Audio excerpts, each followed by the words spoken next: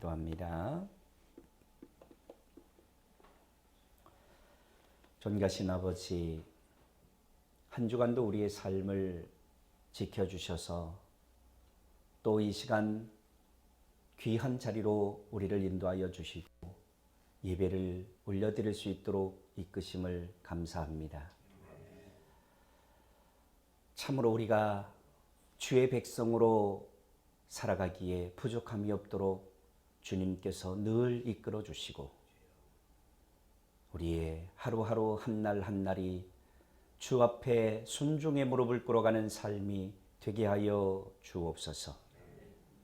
이 나라 이 민족을 긍휼히 여겨주시고 또 전 세계 수많은 영혼들이 죽어가고 있는데 하나님 질병이 창궐하고 갖가지 재난들이 많은 사람들의 생명을 앗아가고 있는데 저들은 아직도 돌이킬 줄 모르고 이 세상에 하나님이 어디 있느냐라고 그렇게 교만을 부리고 있습니다. 하나님 불쌍히 여겨주시고 긍휼히 여겨 주옵소서. 이 세상의 모든 백성들이 하나님의 이름을 찬송하는 그날이 오게 하여 주옵소서. 오늘 우리가 올려드리는 이 예배의 시간, 우리의 모든 생각들이 우리 주님의 말씀에 귀를 기울이게 하여 주시고 늘 하나님의 말씀을 묵상하며 그 묵상한 말씀을 가지고 주님 앞에 기도로 나아가게 하여 주시고 오직 하나님 앞에서 성령이 주시는 그 음성을 통하여 우리의 삶을 변화시켜 갈 수 있도록 역사하여 주옵소서. 오늘도 함께한 모든 사랑하는 주의 백성들 주께서 귀히 여겨주시고 긍휼히 여겨주시며 하나님 백성 삼으셨으니 주께서 이끌어 주옵소서. 하나님 우리의 시종을 주님께 맡깁니다. 주님 홀로 영광 받아 주옵소서. 예수님의 이름으로 감사하며 기도드립니다.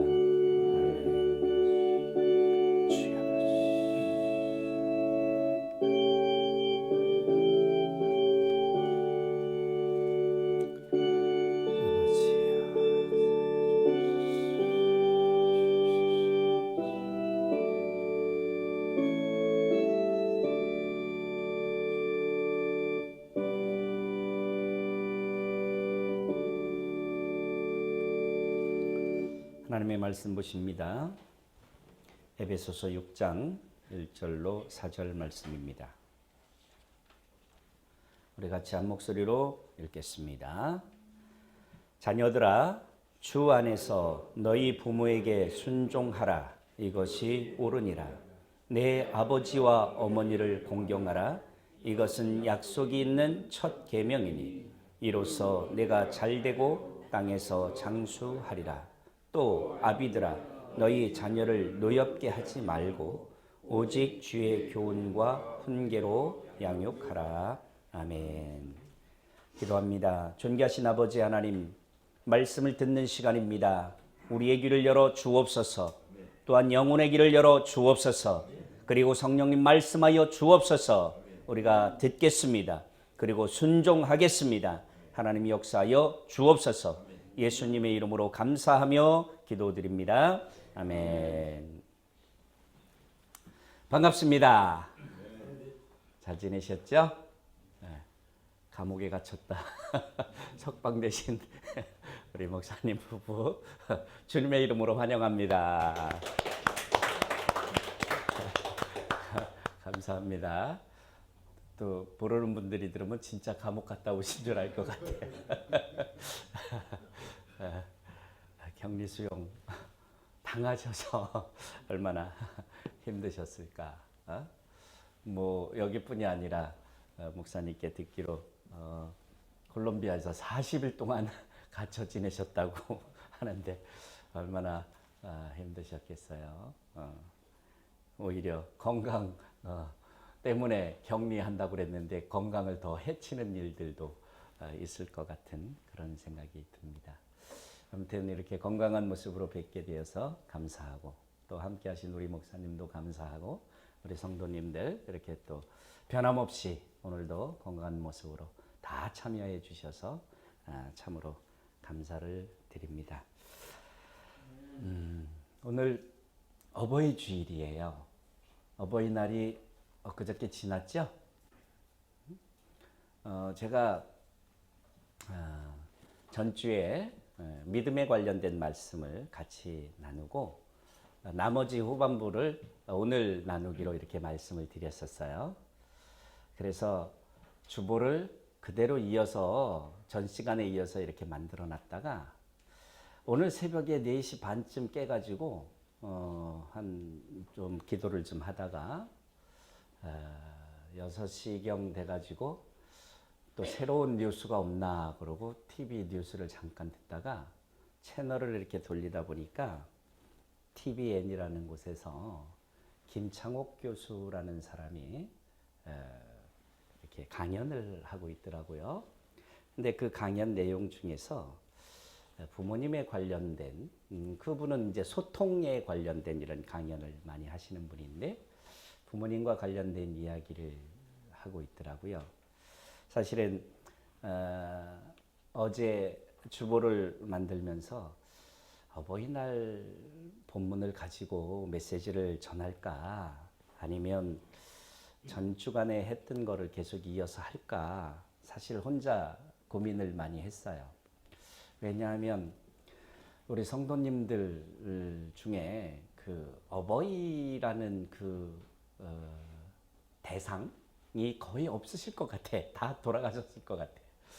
그래서 고민을 하다가 그냥 먼저 주에 연결된 말씀을 전하자라고 해서 주보를 다 만들어 놓고 했는데 새벽에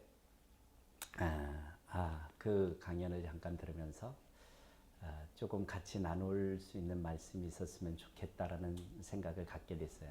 그래서 부랴부랴 샤워를 하고 옷을 입고 집에 있는 프린터가 좀 시원찮아서 제가 하고 있는 학원에 나가서 다시 주보를 만들어 가지고 부랴부랴 출력을 해서 이렇게 본문을 오늘 어버이 주일에 맞는 그런 본문으로 바꾸게 되었습니다.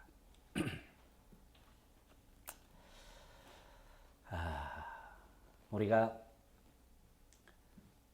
이 사람들이 기독교는 제사를 안 지낸다고 그래서 참 몹쓸 것들이다. 기독교를 모르는 우리 신앙의 본질을 모르는 전혀 알지 못하는 저들이 그냥 비난하기 좋은 말로 그런 얘기를 하지요. 그런데 정말 성경이 사람에게 명령한 첫 번째 계명이 뭐예요? 부모를 공경하라라는 거예요. 하나님께서 우리에게 부탁하신 첫 번째 말씀, 하나님과 인간과의 관계에 관련된 말씀을 우리가 십계명이라고 말하는 출애굽기 20장에 기록되어 있는 그 말씀을 주시다가 사람과의 관계를 말씀하시면서 첫 번째로 말씀하신 것이 뭐예요? 내 부모를 공경하라라는 것이에요. 이렇게 우리 기독교는 윤리를 강조하고 도덕을 강조하는 어떤 유교나 그런 종교보다도 훨씬 더 효에 대해서 가장 먼저 강조하고 가장 높은 위치에 두는 바로 종교가 우리 기독교다라고 이야기할 수가 있어요. 그래서 하나님의 백성들은 당연히 부모를 공경하고 효도하는 것이 마땅한 것이지요. 하나님의 백성이 부모를 공경하는 일, 효도하는 일을 게을리한다면 결국은 하나님의 백성들이 하나님의 말씀을 순종하지 못하는 그러한 결과를 가져오게 된다는 것이에요. 저는 오늘 말씀을 통해서 성경에 있는 몇몇 그 어버이들의 그 이야기를 조금 나누고 또 저와 여러분들이 공감할 수 있는 현실적인 그러한 말씀을 조금 이야기 형식으로 좀 나누고, 우리가 지금 효도해야 할 어버이가 없다면 우리의 위치에서 우리는 무엇을 해야 하는지를 결론적으로 조금 말씀을 드리려고 합니다. 저는 뭐 여기 계신 분들 거의 대부분 그러실 거예요. 어머니 아버지가 다 천국에 계셔요. 장모님만 살아계셔요. 장인어른도 돌아가셨고 장모님만 살아계신데, 사실 이번 어버이날 장모님께 전화도 못 드렸네요. 딸인 우리 아내가 어머니한테 전화를 드렸는지 모르겠어요. 오늘 아침에 잠깐 말씀을 이렇게 묵상하고 생각하고 준비하면서 이따가 오후 돼서 어떻게 해서라도 부모님께 용돈이라도 좀 보내드렸으면 좋겠다, 그런 생각을 갖게 되었습니다. 우리가 부모의 입장과 또 우리가 자녀의 입장에 놓여져 있는 그 상황, 또 우리는 우리 자녀들로부터 부모의 위치에 놓여져 있죠. 성경은 우리에게 무엇을 가르쳐주고 있는가, 그것에 대해서 좀 생각해 봤으면 좋겠습니다. 여러분들 성경을 알고 계신 대로 한번 쭉 성경을 기억을 더듬어 봤으면 좋겠어요. 여러분들은 성경에 있는 인물들 중에서 오늘은 하나님의 관점보다 조금 우리 그냥 인간적 측면의 이야기를 좀 해봤으면 좋겠습니다. 성경에 기록되어 있는 그 인물들 중에서 우리의 기억 속에 이 사람은 참 괜찮은 아버지야 라고 말할 수 있는 사람이 누가 있을까요? 제가 성경을 쭉 더듬어 봤어요. 그런데 좋은 아버지보다 좋은 엄마가 더 많더라고요. 성경에는. 여성은 위대한 존재입니다. 그렇죠? 제가 어떤 아빠가 좋은 아빠일까, 이런 생각을 좀 하면서 앞에서부터 쭉 뭐 여러 인물이 등장하기 때문에 그냥 이렇게 크게 이렇게 넘어가면서 대충 훑어봤어요. 우선 노아라는 인물을 조금 들어볼 수가 있겠더라고요. 왜 노아라는 인물을 훌륭한 아버지로 좀 생각을 해볼 수가 있었을까? 우선은 자녀들에게, 물론 나중에 이제 자녀들이 또 노아도 실수를 하고 자녀도 실수를 하긴 하지만, 자녀들에게 방주로 들어와라라는 명령을 했을 때 당시 모든 사람들, 우리가 잘 알듯이 그 가족들 이외 모든 사람들은 다 노아의 청을 거절했어요. 그 자녀들은 아버지 노아의 청을, 방주 안으로 들어오라는 요청을 듣고 아들과 며느리가 다 그 안으로, 방주 안으로 순종하고 순순히 들어가는 모습을 우리는 보게 됩니다. 저는 이 장면을 보면서 부모가 자식들에게 믿음의 본, 올바른 교육을 하지 않았더라면 이 자식들이 이렇게 순순히 따라줄 수 있었을까라는 생각을 하면서 노아는 그래도 괜찮은 아버지였구나 라는 그런 생각을 하게 되었어요. 반대로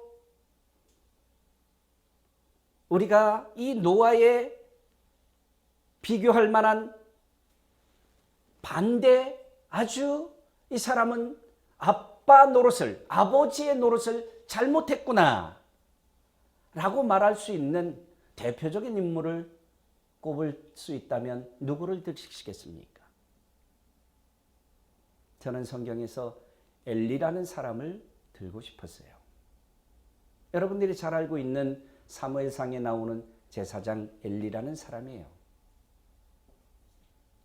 그 사람은 자신의 신앙도 못 지켰을 뿐더러 자식들에게도 제대로 교육을 하지 못함으로 인해서 결국은 자식들 둘을 한꺼번에 잃고 자신도 죽는, 그리고 그 가문이 완전히 끝나버리는 이러한 초라한 결말을 맺게 되는 것입니다. 신앙교육을 잘 시킨, 그리고 인간교육을 잘 시킨 가정은 하나님의 은혜로 흥황하는 가정이 되고, 그리고 하나님의 말씀을 자녀들에게, 후손들에게 교육하지 못한 이 가정은 결국은 몰락하게 되어지는 이런 결과를 낳게 되었다라는 것이죠. 우리가 예화로 가끔 드는 그 말씀이 있어요. 어떤 사람이 그 미국의 그 조나단 에드워드라는 그 믿음의 가문을 또 조사를 하고, 그리고 감옥에 가 있는 그 아주 흉악한 범죄자의 가문을 조사를 했더니 엄청난 결과의 차이가 났다고 그러죠. 믿음의 사람의 가문에서는 교수, 정치인, 사업가, 아주 괜찮은, 그리고 목회자, 이 믿음의 가문에서는 수많은 그런 후손들이 태어나서 정말 건전한 삶을 살아가고 있는 반면에 범죄자의 집안의 후손들은 거의 대부분, 그 당시에 조사할 때 거의 대부분의 많은 후손들이 마약 중독, 알코올 중독, 살인자, 감옥에 가 있고 수많은 그런 일들이 있었다라는 것이에요. 우리가 중요한 것은 이제 우리는 우리의 위치에서, 지금 현재 우리의 위치에서 무엇을 할 것이냐라는 거예요. 이제 우리는 공경해야 할 부모가 안 계시거나 혹은 계셔도 참 찾아뵙기 어려운 그런 상황에 있을지 모르겠어요. 그런데 이제 우리는 부모라는 그 개념을 조금 내려놓고 우리 자녀들과의 관계를 이 시간에 또 같이 생각해 봤으면 좋겠어요.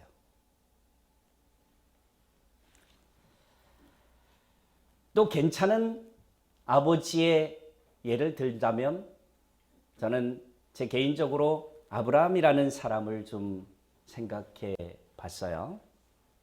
아브라함이라는 사람을 왜 그래도 믿음이 괜찮은 사람이라고 생각을 했냐면, 인간적인 측면에서만 보겠습니다. 하나님의 명령을 따라서 독자 이삭을 하나님께 바칩니다. 자식들의 입장에서 봤을 때, 이삭의 입장에서 봤을 때는 어찌 보면 굉장히 서운한 일일 수도 있을 것 같아요.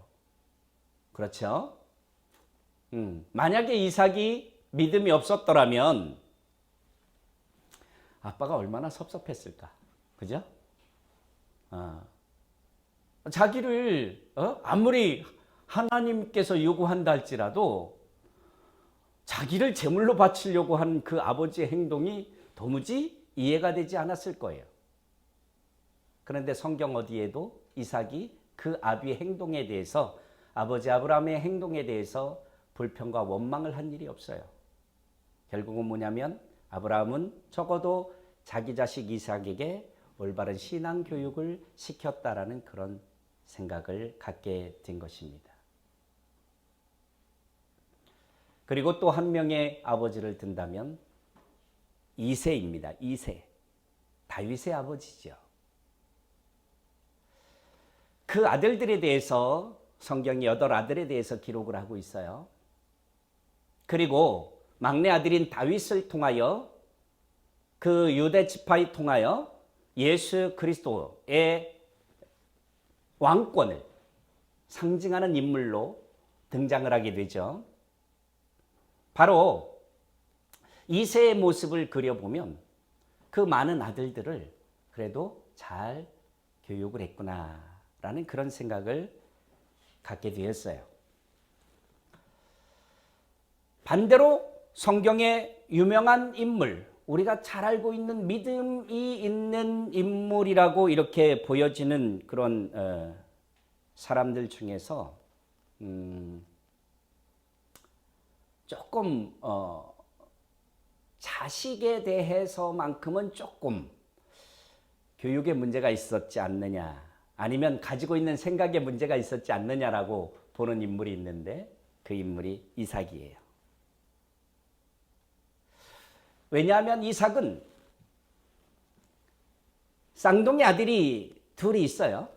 에서와 야곱이 있는데 이 아들을 사랑하는 그 마음이 잘못된 관점을 가지고 있었어요. 성경에 보면은 이삭은 에서를 사랑했다라고 말해요. 이삭은 에서를 사랑했다라고 말하는데 무슨 이유 때문에 야곱보다 에서를 더 사랑했느냐라는 거예요. 창세기 25장 28절에 보면은 이삭이 에서를 사랑한 이유가 나옵니다. 그게 뭐냐면 에서가 사냥한 고기를 좋아함으로 라고 이렇게 기록이 되어 있어요. 성경이 자기 아들이 잡아오는 사냥해오는 고기 먹는 것이 즐겁기 때문에 야곱은 그런 사냥을 잘 못했었나 봐요. 사냥을 잘해오는 에서를 더 사랑했다라고 그래요. 성경이. 비교를 하면서 그러나 리브가는 누구를 사랑했다고요? 야곱을 사랑했다라고 말하고 있어요.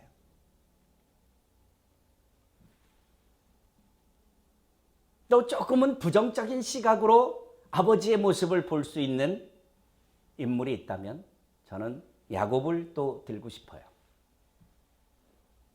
인간적인 측면으로만 바라본다면 야곱이라는 이 사람은 자식들에게 결코 좋은 본이 될 수 없는 사람이었어요.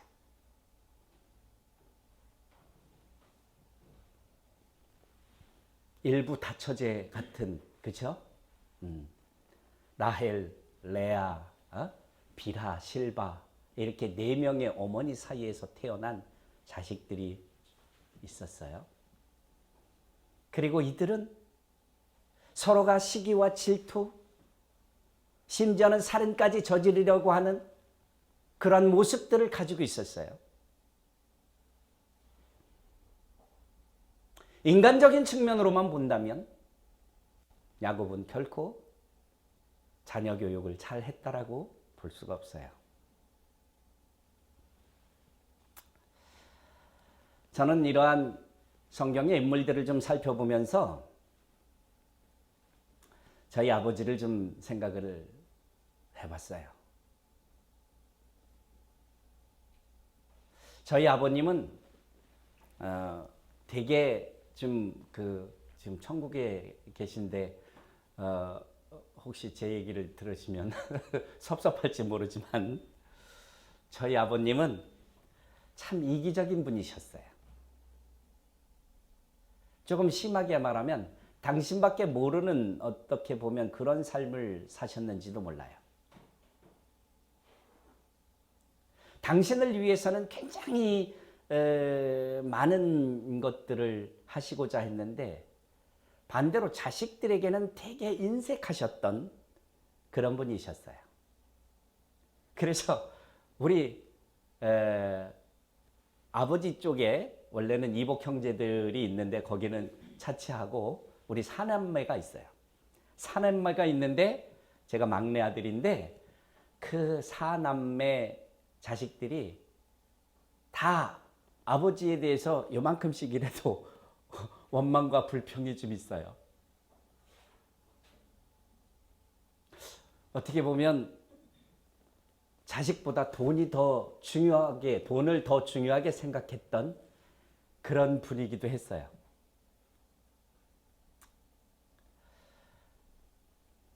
좋은 점도 물론 있었죠. 저는 아버지한테 배운 좋은 점은 상당히 가정적인 그런 부분도 있으셨어요. 그래서 늘 어디 이렇게 다녀오시면, 출장을 다녀오시고 그러면 늘 이렇게 손에 뭐 먹을 거를 들고 들어오시고 뭐 장도 봐오시고 하는 그런 분이셨어요.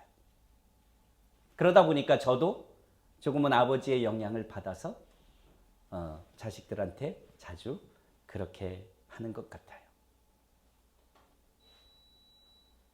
그런데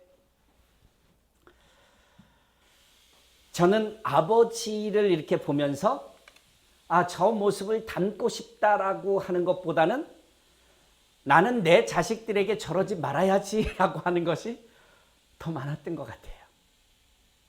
우리 아버지를 욕되게 하는지 모르지만 우리 아버지는 철저히 자신을 이렇게 굉장히, 옛날 어르신들은 많이 그런지 모르지만 이렇게 자식들한테조차도 노출하는 것을 굉장히 꺼려 하셨어요. 그래서 항상 자기를 이렇게 가리시고 감추셨어요. 저는 우리 아버지랑 목욕탕을 한 번도 가본 적이 없어요. 그래서 동네에서 애들이 아빠 손잡고 목욕탕 가는 거 보면 되게 부러웠어요. 우리 아버지는 자식들하고 남자 형제가 있었는데 한 번도 우리를 데리고 목욕탕을 가본 적이 없어요. 참 부러웠어요. 그래서 저는 내가 자식들 나면 실컷 목욕탕 데리고 가야지. 그래가지고 우리 저놈들은 진짜 어릴 때 목욕탕 엄청 데리고 다녔어요. 저한테 그런 아버지에 대한 어떤 부족함 이런 것 때문에. 그리고 아버지는 상당히 이렇게 객지 생활을 많이 하셨어요. 출장을 많이 다니시고 집에 안 계셨던 그 시간들이 굉장히 많아요. 제가 어렸을 때 영유아기 그 시절, 초등학교 요 시절에는 더 많이 아버지를 뭐 한 달에 한 번 뭐 이렇게 자주 뵙지를 못했던 것 같아요. 그러다 보니까 저는 반대로 내가 아빠가 되면은 우리 자식들하고 매일 데리고 다니면서 같이 있는 시간을 많이 만들어야지. 그런 생각을 했어요. 그래서 큰 놈 태어났을 때도 그냥 차 태워갖고 옆에 앉혀서 다니면서 그냥 얘기하고 이런 얘기 저런 얘기. 또 우리 늦둥이 은수 태어났을 때는 저 사람이 뭐 직장을 다니고 그래서 더 했을지 모르지만 그냥 내가 엄마처럼 늘 옆에서 그랬어요.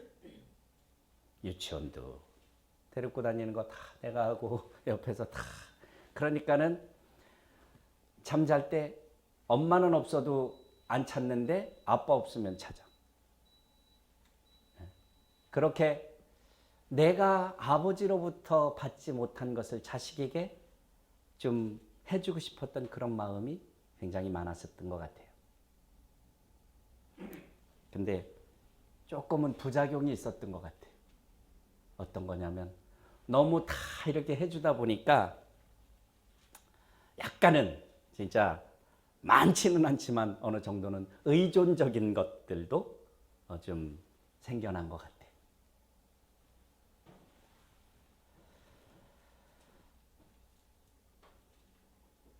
살면서 될 수 있으면 내가 아버지한테 가졌던 그런 불만적인 요소들이 내 자식들로부터는 없었으면 좋겠다라는 생각 때문에 살아왔는데, 그 생각을 가지고 살아왔는데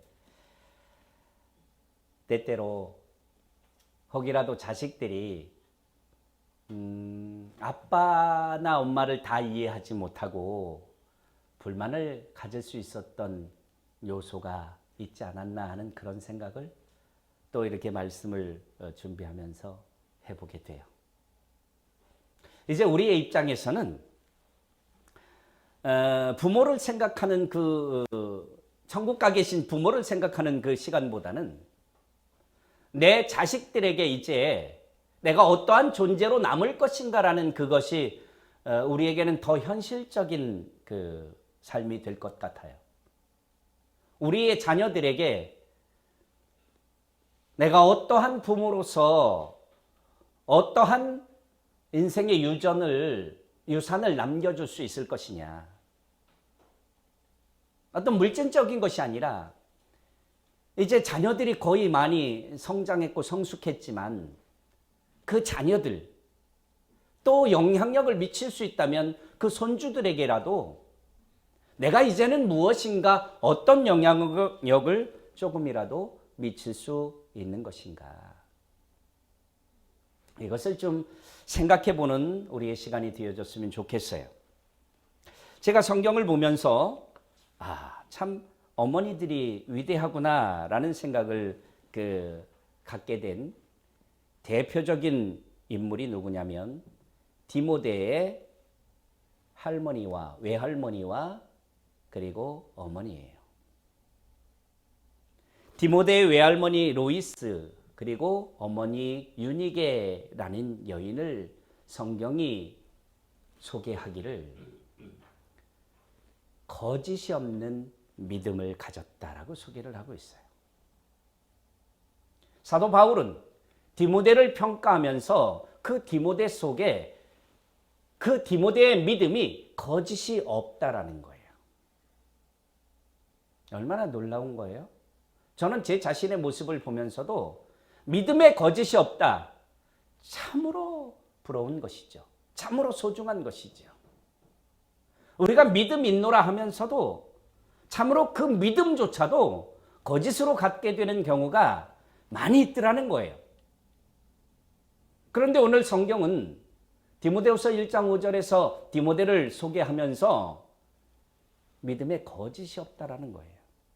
그런데 그 믿음에 거짓이 없는 그것이 외할머니 로이스로부터 그리고 어머니 유니게로부터 있었던 것이다라고 소개를 하고 있다라는 거예요.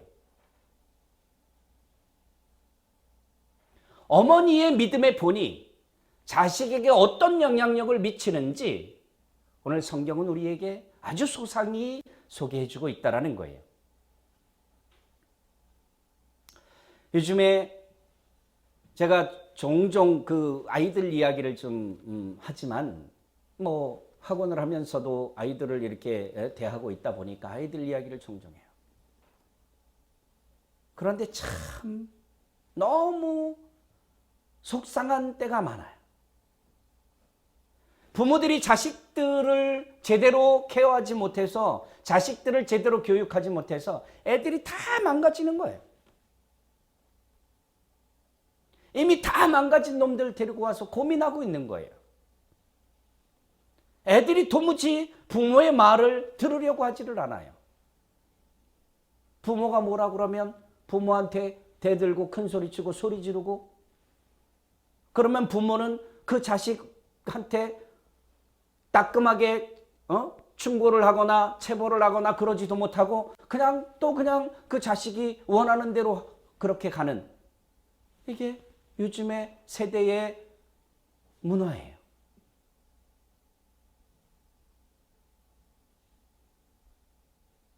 제가 제 자식들 앞에서 들으라고 하는 거죠. 내 자식들이 들으라고. 부모가 돼서 자기 자식이 잘못된 길을 걸어가고 있는데도 불구하고 그것을 두들겨 패서라도 돌려놓지 못한다면 그 사람은 자식을 사랑하는 사람이 아니다. 이런 말을 가끔 해요. 자식들 앞에서. 왜? 니들도 이 다음에 자식들 똑바로 키워라라는 거죠.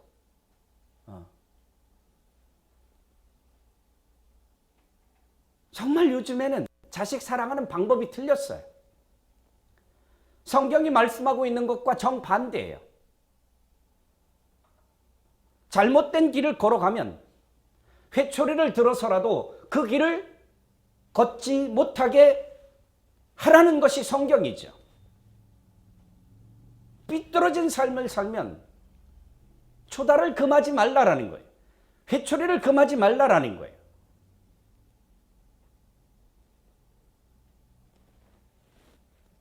참 잘못된 교육들 때문에 이 세대의 다음 세대의 아이들이 무너져가고 있어요. 정말 안타까운 현실입니다.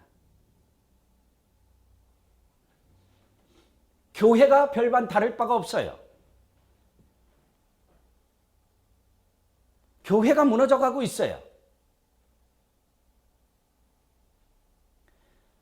저희 학원에 중학교 3학년 아이들 4명, 5명 그룹이 있어요. 걔네들이 한결같이 다 교회를 다녀요. 우리 교회 다니는 그 정선이 친구들 다. 전부 모태신앙이에요. 그런데 신앙이라는 건 요만큼도 없어요. 가끔 가다가 이렇게 교실에 들어가서 내가 한마디씩 물어봐요. 아무것도 몰라요. 아무것도. 그렇다고 행동이 바르냐? 아니요.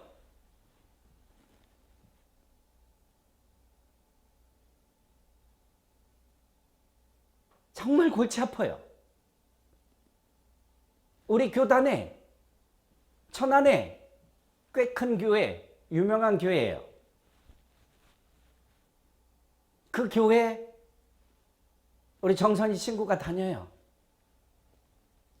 그런데 얘가 여자인데 술도 먹어보고 담배도 펴봐요. 중학교 3학년인데 어디 가서 배운지 알아요? 교회에서 배웠대요. 교회 가서 친구들 어울려가지고 예배 끝나면 노래방 가가지고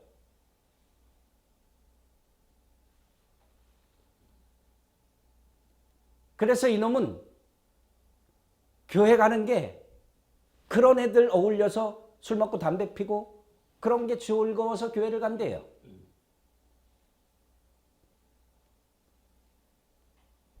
오늘날의 교회 교육이 완전히 썩어 문드러진 거죠. 제가 그 교회에 전화를 했어요. 몇 번 전화를 했는데 통화를 못 했어요. 왜 전화를 했느냐? 나 같은 교단이니까 나 누구요? 라고 밝히고 학교 주일학교 학생들 중고등부 학생들 이런 일이 있는데 당신들 그거 알고 있느냐 따지고 싶었어요. 엉망이 되어져 버리는 거예요. 이제 우리 부모로서 내 다음 세대 자식들에게 해야 될 것이 뭐냐면 올바른 신앙교육이고 올바른 삶의 교육이에요.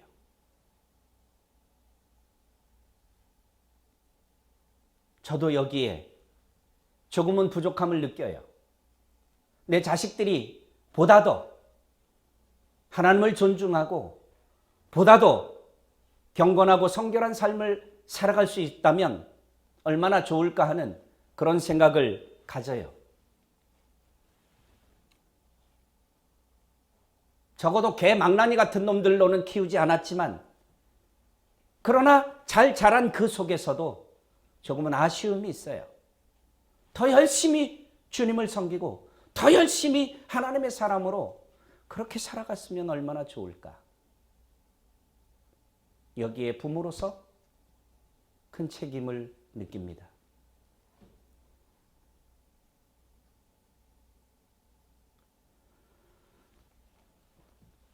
주변에 있는 아이들의 모습을 보면서 교회가 걱정이 돼요. 요즘에 어린 세대의 신앙은 신앙이 아니에요. 없어요.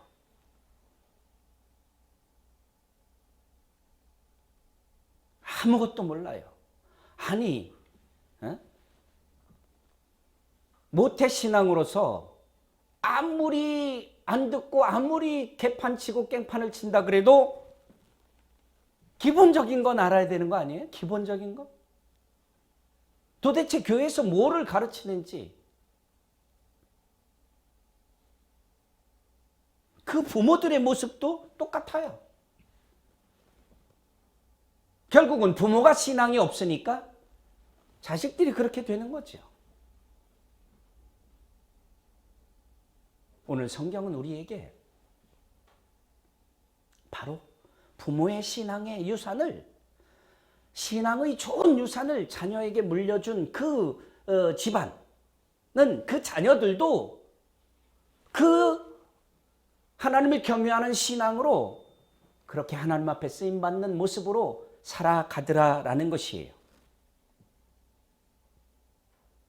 오늘 또 위대한 어머니 한 분을 예를 들자면 여러분들이 잘 알고 있는 사무엘의 어머니 한나를 들어보고 싶어요.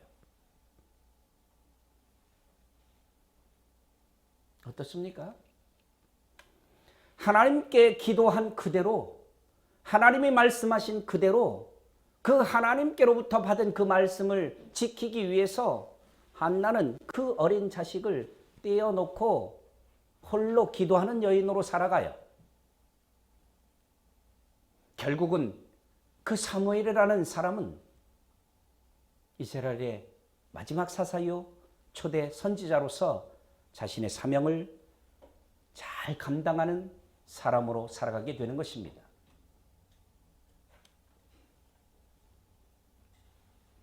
또 한 여인을 들을 수 있다면 룻기에 나오는 룻의 시어머니 나오미를 좀 들어보고 싶어요. 이 나오미에게는 두 명의 며느리가 있었어요. 하나는 룻이요, 또 하나는 오르바라는 여인이었어요.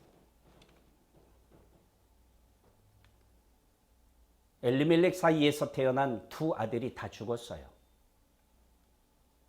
이 룻과 오르바는 이제 혼자가 된 것이에요. 당시에는 계대결혼이라는 문화가 있어서 또 동생이 있으면 그 동생과 결혼을 하는 그런 문화가 있었지만 이제는 그런 동생도 없었어요. 나오미가 그래서 룻과 오르바에게 이야기를 합니다.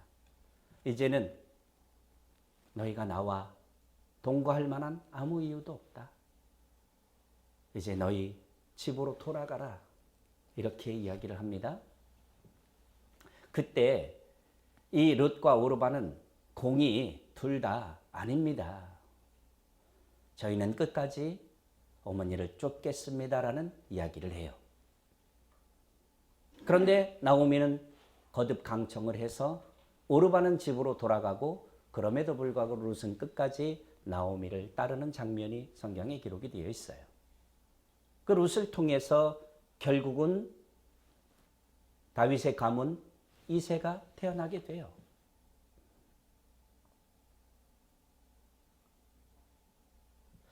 결국은 나오미라는 이 신앙의 위대한 그 여인은 며느리들까지도 신앙의 유산을 남겨주는 역할을 감당하게 되죠.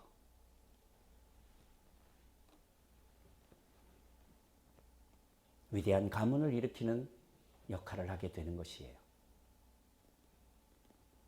여러분, 내 자식을 생각하고 우리의 가문을 생각한다면 여러분 신앙으로 세워갈 수 있기를 주님의 이름으로 부탁을 드립니다. 이 신앙 교육만이 우리의 가문을 일으키고 우리의 자손들을 진심으로 사랑하는 교육이라는 사실을 다시 한번 우리가 각인했으면 좋겠습니다. 반대로 성경에 나오는 제일 못된 어머니, 저는 헤로디아를 들겠습니다. 헤로디아가 누구냐? 세례 요한의 머리를 베달라고 요구했던 그 여인이에요. 헤로디아.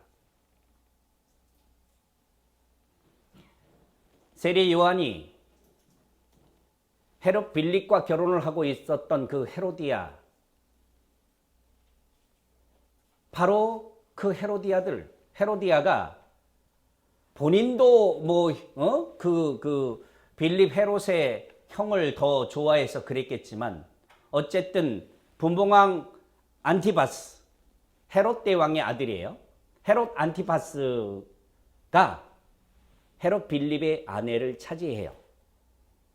그 여인이 누구냐면 헤로디아예요. 그런데 그 일로 인하여 세례 요한이 책망을 합니다.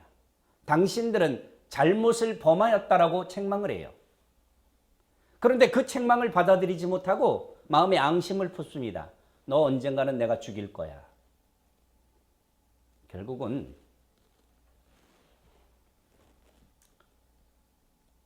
헤로디아는 자신의 딸을 통해서 세례 요한의 목을 뱁니다.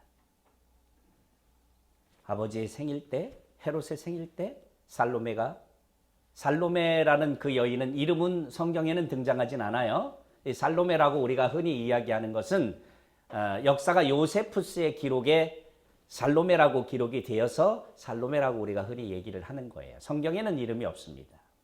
헤로디아의 딸이 아버지 앞에서 춤을 춰요. 그러니까 아버지가 네 소원이 뭐냐? 내가 다 들어주겠다. 그러니까 세례 요한의 목을 쟁반에 담아서 주세요. 엄마가 시킨 거거든요. 자식한테 할 짓이 없어서 살인을 저지르게 시키는 어머니. 제일 나쁜 엄마죠. 그렇지 않겠어요? 자신의 탐욕을 위해서, 자신의 분을 잠재우기 위해서 자식에게 살인을 요구하는 이런 못된 어머니가 어디 있어요?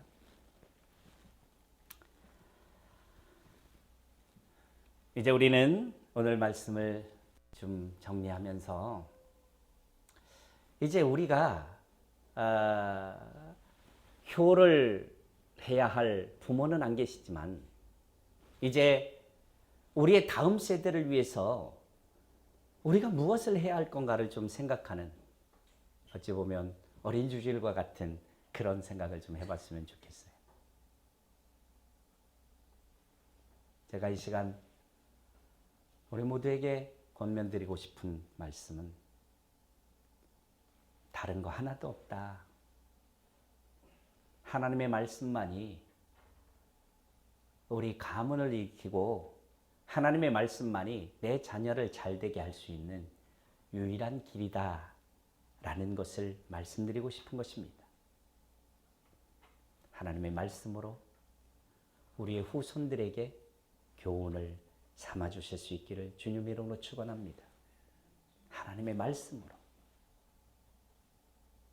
그래서 하나님의 말씀의 길을 떠나지 않으므로 하나님께서 그의 인생을 주관하시고 하나님께서 그를 축복하시며 하나님의 백성으로 살면서 누구보다도 더 귀한 삶을 살아갈 수 있는 우리의 후손들이 되어질 수 있기를 우리 모두가 다 자녀들에게 하나님의 말씀을 교훈하는 우리의 모습이 되기를 주의 이름으로 축원합니다.